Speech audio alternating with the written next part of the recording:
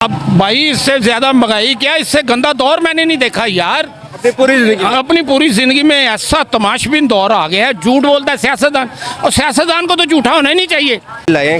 और भाई मैं तो परेशान हो गया हूँ, यकीन करो, मैं कह रहा हूँ अल्लाह बर्बाद कर दे इनको।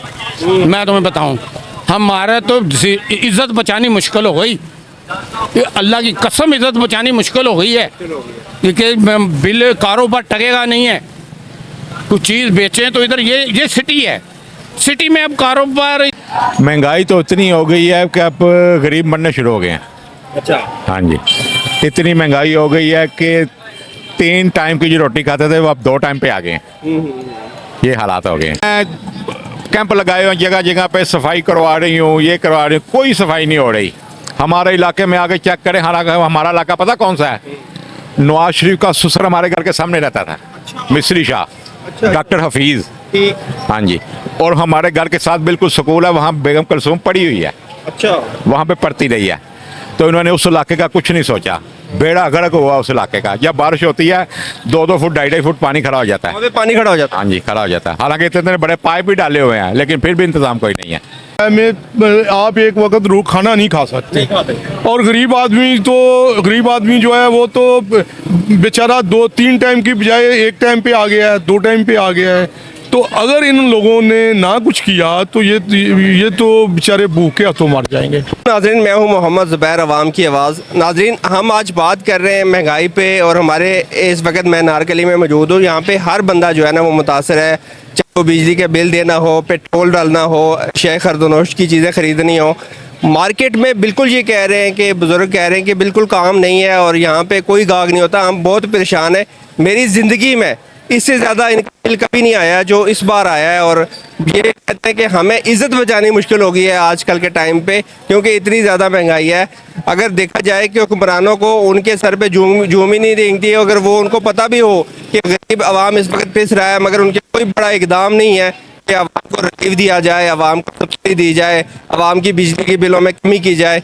जैसा कि दावे तो बड़े किए थे इलेक्शन से पहले कि 200-300 यूनिट जो है वो आवाम को हम फ्री देंगे बिजली, मगर इनका ये कहना है कि अभी तक कोई बिजली फ्री नहीं हुई, बल्कि हमारी जो है ना वो चमड़ी उतार दी है। हमें इतनी ज़्यादा बिल दे के हम परेशान हो गए। तो हम इनसे बात करते हैं कि ये क्या कहना चाहते हैं। अस्सलाम वालेकुम जी। जी वालेकुम सलाम जी। क्या कहेंगे?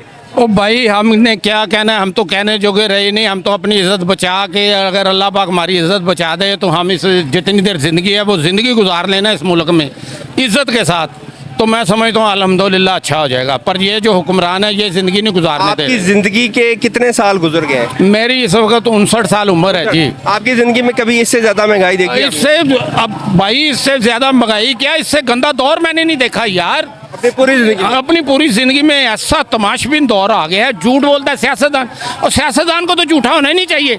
जो सियासतदान झूठा हो झूठ बोलते हैं, ये तो सारे के सारे झूठ बोलते हैं।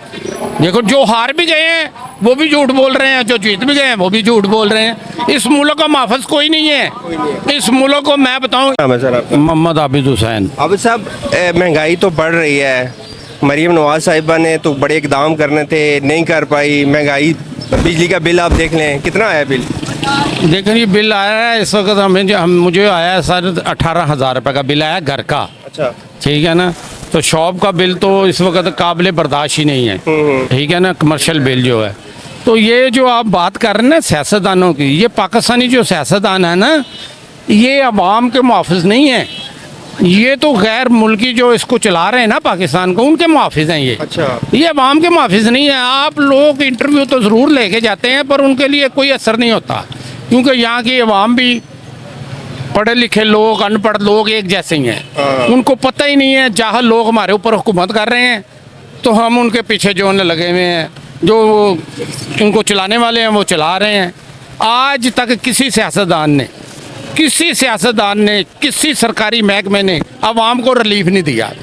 आप किसी महकमे में चले जाओ, बिजली के महकमे में चले जाओ, पानी के महकमे में चले जाओ,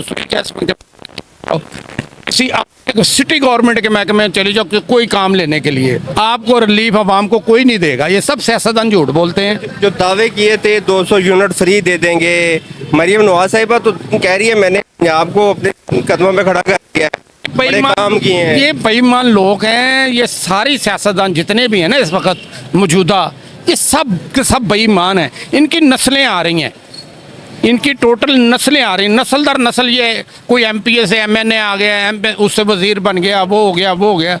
ये बेईमान है। ये मुल्क को कौन चलाएगा? कोई नहीं चला रहा। जैसे नवाज शरीफ साहब कहते थे कि अगर 1 रुपया भी बढ़ता है तो मेरा दिल रोता है। ये तो अब झूठ बोलता है। और ये ओ भाई, इसका दिल क्यों रोएगा? इसका तो सारा माल इंग्लैंड में पड़ा है, इसका तो माल है ही नहीं पाकिस्तान में। ये क्यों रोएगा? ये तो ड्रामा कर रहा है। वो जैसे वो कहते हैं ना, अब तो मजमा लगा, पहले लगते थे मजमे। मैं इधर, मेरी इधर की पैदाइश है पुरानी अनारकली।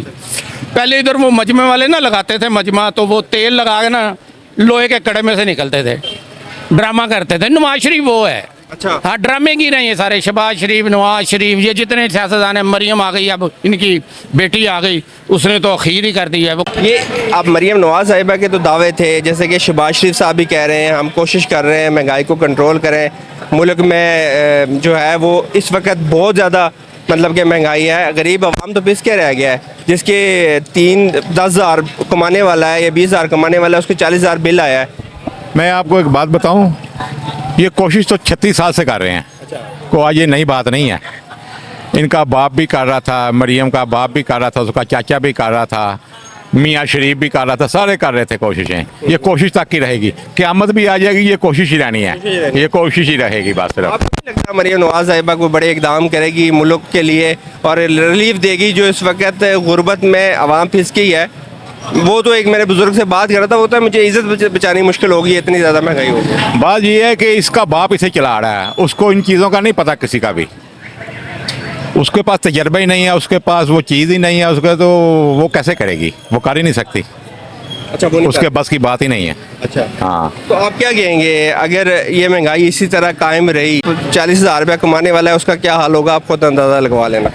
भाई जान, जो बंदा है कि 40 हज़ार चलो तनख्वाह ले रहा है, मैं मान लेता हूँ 40 हज़ार तनख्वाह, लेकिन 40 हज़ार तनख्वाह नहीं है किसी की। जो भी कहीं पे काम कर रहा है, कोई 30 हज़ार ले रहा है, कोई 25 हज़ार ले रहा है, कोई 22 हज़ार ले रहा है। आपकी बिल कितनी आई है? हैं? बिल कितनी आई है? बिल हमारा आता है तकरीबन, कोई गैस का आया कोई तकरीबन 4000 रुपये, जो बिजली का? 600। हाँ जी, बिजली का?